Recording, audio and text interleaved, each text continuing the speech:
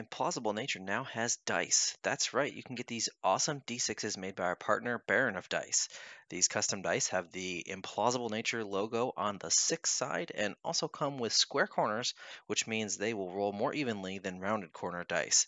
Head on over to baronofdice.com and use discount code IN40K to get a discount on your order and support us at the same time.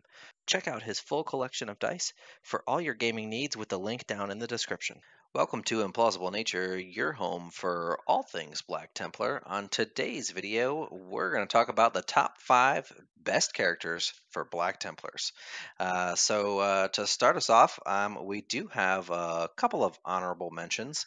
And before we begin, we should say that part of the reasoning why we pick these characters is that they can pretty much slot into any list. One thing that kind of squeezed out these 2 honorable mentions was that they really can't be just thrown into a list. You got to kind of, somewhat build for them or have a purpose for them in there. So first up, we have the Emperor's Champion. He's a great cheap 90-point beat stick character. He almost made this list. But Bob and I both feel like he really kind of needs a ride. Being a foot-based character with no buffs, auras, around him like Grimaldus and Helbrecht have, or other characters that can walk on foot. He really needs a ride to get where he's going. So, ideally, you stick him in an impulsor, probably with some sword brethren, otherwise, a great all-around character. Just narrowly missed this list. Yeah, he's one of those characters, especially if you're doing like a trade style list that can actually go ahead and give you some close combat proficiency when you're going against units, especially with the sword brethren. They do definitely trade up, but there's some things that are just a little bit tougher that you want to be able to kill, and the Emperor's Champion does it for you. Not only that, he goes very well into characters with the buffs that he has for characters, obviously. And you can even invest a little bit more if you have the extra CP to give him warlord traits to even make him even more of a beat stick.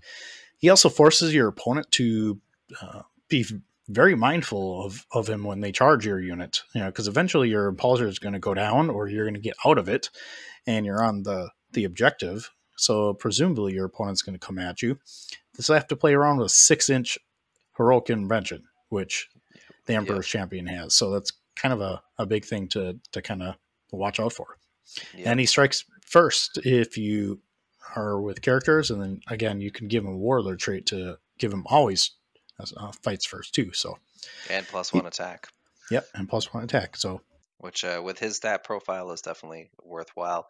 He's of note. He's not a named character, so you can give him any Black Templar warlord trait that you want if you want to spend that CP, which is pretty cool. He can only take Black Templar traits though, and he cannot take a relic. Great all around melee character. Mm-hmm. So our next one is going to be the Apothecary as the second honorable mention. And we're going to hear some hate on this one about why they're not in the top 5. But again, the Apothecary doesn't fit every list. So you really need him in the list if you're buffing something like Assault Centurions or Terminators, even Aggressors now. Something big that is worthwhile to give that 6+ Feel No Pain and the revival with the Selfless Healer. Without it, he's just a walking character that's a liability for assassination. And really, if you don't have anything buff, it's really not worthwhile to invest both the points and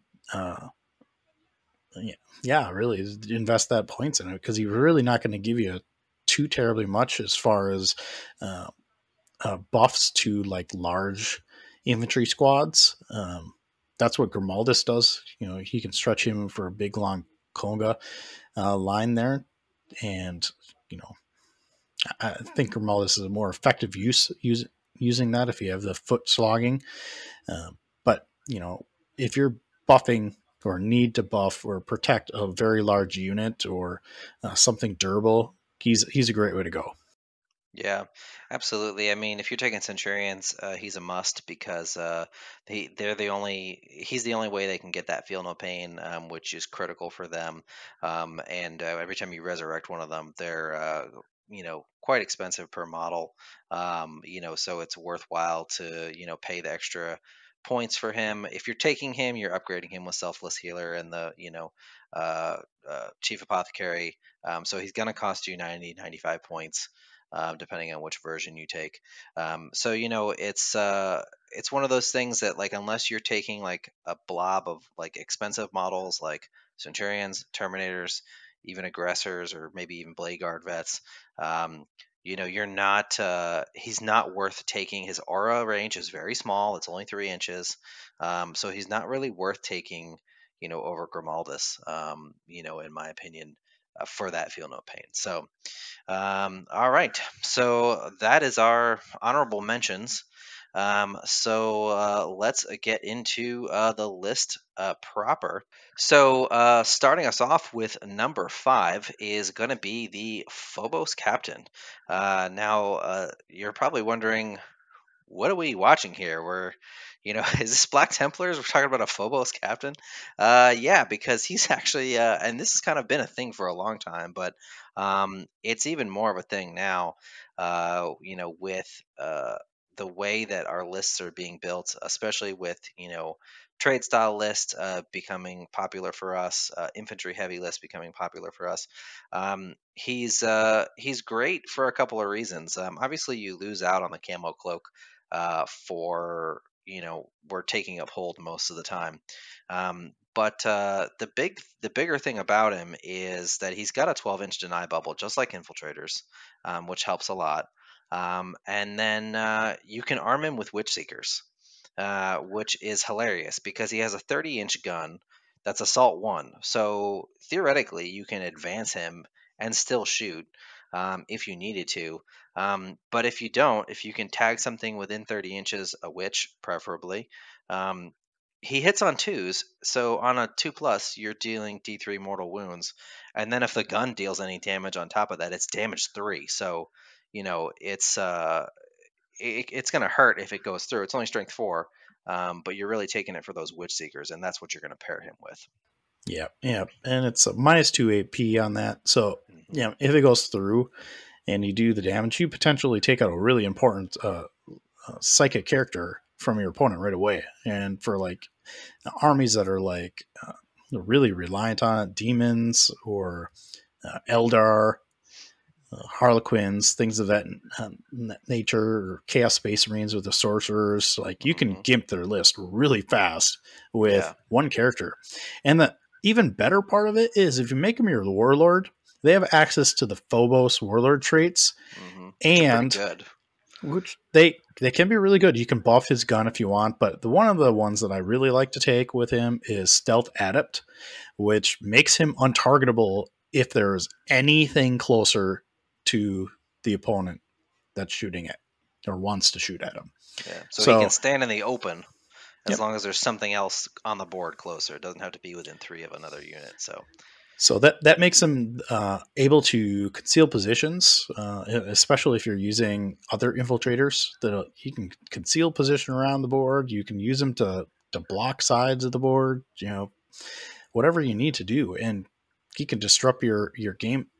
Or you conceal position him into a strategic location where you know that you're going to be putting a bunch of things, so you can get that aura in range. He's just a really nice tool in the toolbox. You may never use or may not have the use for the Witch Seeker bolts, but even still, with a damage 3 gun plinking away, that's still going to do some damage and something around the. The only thing that I dislike about it is now it is an assault weapon. So if you did take skewless and you want to do the Codex Warfare, it doesn't mesh well with that. So unfortunately. Yeah, but his gun also has the ability to pick out characters anyway. So if you end up facing someone who doesn't have psychers, so you're not going to be able to make use of that Witch Seekers, it doesn't matter. You can still pick out characters with it, which is awesome. Yep. So especially things like guard characters that are very easy to kill if you can actually get to them. You know, other tough 3 characters, Eldar, that kind of stuff. So overall, just a really good utility piece. Yep. And he's cheap for 85 points. And he's cheap. All right. So next up, number 4 on our list is the generic chaplain.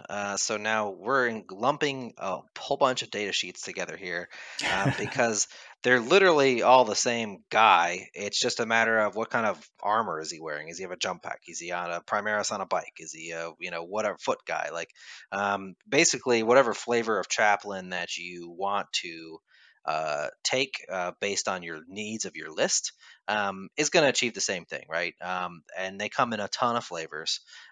We can make them a Master of Sanctity if we're not taking Grimaldus. We have the best litanies in the game. And we have so many good chaplain specific things. Like ancient breviary. If we want a different warlord trait than wise orator or something like that. So um, these guys are going to be some of your biggest buff pieces for Black Templars, um, and that hasn't changed since forever for us. Yep. It's kind of our thing, so it's no surprise that this guy made this list. Yep. And even bigger that Alex didn't mention is they unlock relic bearers, which They unlock relic bearers. Yep. So a lot of your Which lists are are going to be taking. ridiculously good. Yeah. Yep. So most common probably are going to be the Primaris on the bikes and the chaplain with the jump pack, typically to get that speed. But you Yep. might take a foot Primaris one on occasion so that you can buff, be a cheap buff buddy for something big, like a Terminator squad or something of that Yep. nature. I'm still working on fitting a Terminator chaplain in there because it's I got the old school model and it's probably the coolest model GW has ever made. So I'm working on It fitting is him a into very a cool list. one. All All right. right. So next up, we have the Judiciar. So this guy is not one that you probably really think about too terribly often as being a top 5 unit, but it actually is really important in a lot of our lists. This one, unlike the Emperor's Champion, is kind of a plug and play for a couple reasons. First, it debuffs your enemy so that you can actually strike last. You can give him the Warlord trait to be able to do the 6-inch heroic intervention. That's the Oathkeeper Warlord trait. Yep. So then he has the 6-inch, just like the Emperor's Champion. But in addition, you can give him relics if you need to. So that gives you the option to, if you're in a list that runs heavy into like maybe infantry, so a Black Tide list, you can give him the Aurelian Shroud. Mm-hmm. Maybe you can do, or maybe you want to do the Crusader Helm to give out Assault Doctrine. Now, there's a ton of little things that you can do with him. Maybe you want to make his weapon damage 3. So he's not bad in close combat as well. His damage is damage 2. He does mortal wounds on 6 into wound, and he hits on 2s. Still has a strength 6 weapon, so he does a decent amount of damage if you can get in there. And heroic intervention is a big thing for him. Most Space Marine players don't have that ability to really project that fights last, and we do because of that heroic intervention. So that's kind of a big thing there. So he's really a cool piece to have on the board, and I feel like strikes last is really important in a lot of our games. Yep. Absolutely. I mean, and he's cheap. He's 75 points. He's a character that can be a relic caddy for you, like Bob said. And fights last is just so super important to be able to throw that around, especially with a 6-inch range. Is going to be really tricky for your opponent to play around. Um, you know, so he's just a great utility piece that plays really well into our style of list. Um, So yeah. So all right. Number 2 on our list is going to be, of course, Chaplain Grimaldus. Um, so this guy was a steal at 140 points, and then the new points change came out, and he's now 120.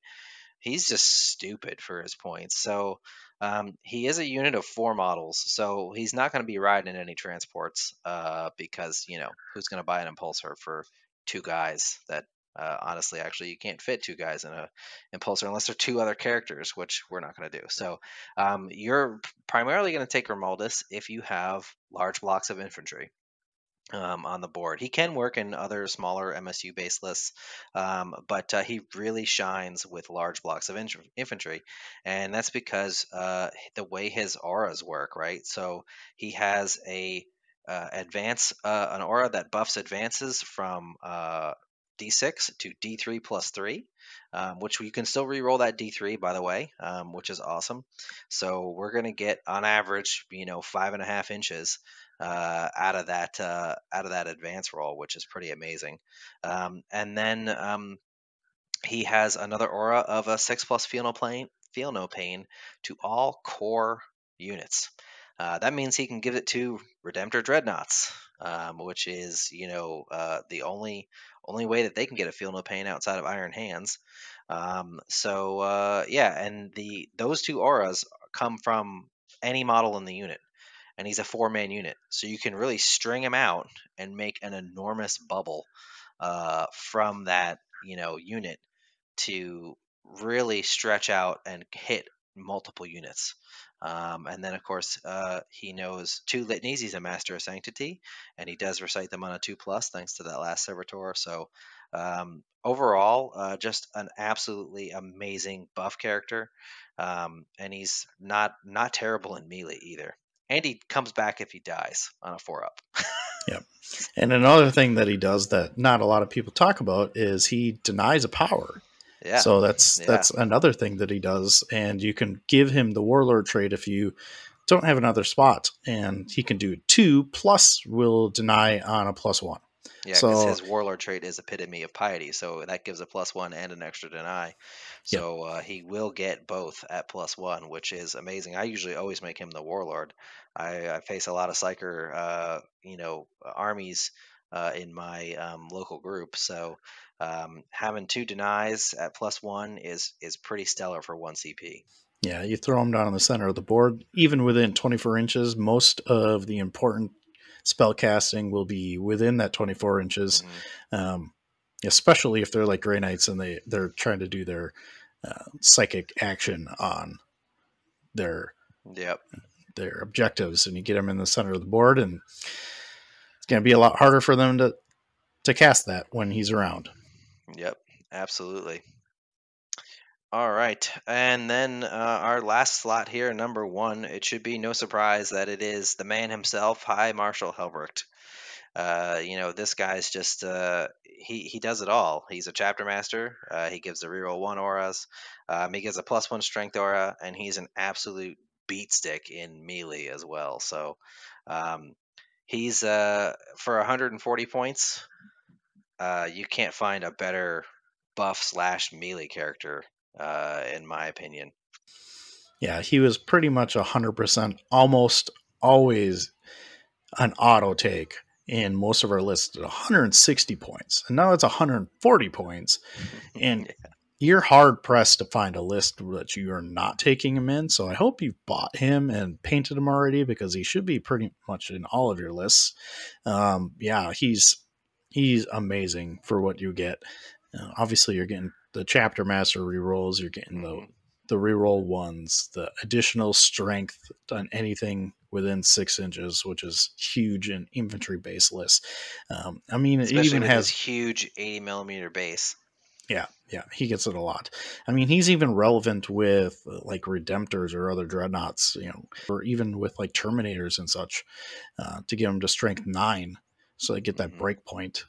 So you get 3s instead of 4s. He has a lot of use, and he's not a liability in close combat, which is a huge thing. A lot of buff pieces that we have in our lists, you either have to sacrifice one thing. You're either good at buffing and crappy, or at least just marginally good at close combat or shooting, or you're good at the shooting or the close combat and you don't buff like the Emperor's Yeah. Champion. And he's you don't have to sacrifice with him, and Nope. for 140 points. So like, now He even has a he's really good gun. Ferocity is a combi bolter thing. I don't know what it's really gonna supposed to be called, but it has a melta that's always in melta range. It's always D6 plus 2 damage, and it has essentially a heavy bolt gun in there. It's strength 5, AP 1 or 2, I can't remember, and it's a rapid fire 2. So it's no joke either. yeah. And don't Um, forget his thralls attacks too. yeah, I So always forget his thralls attacks. yeah. I think So I've made them once in like who knows how many games.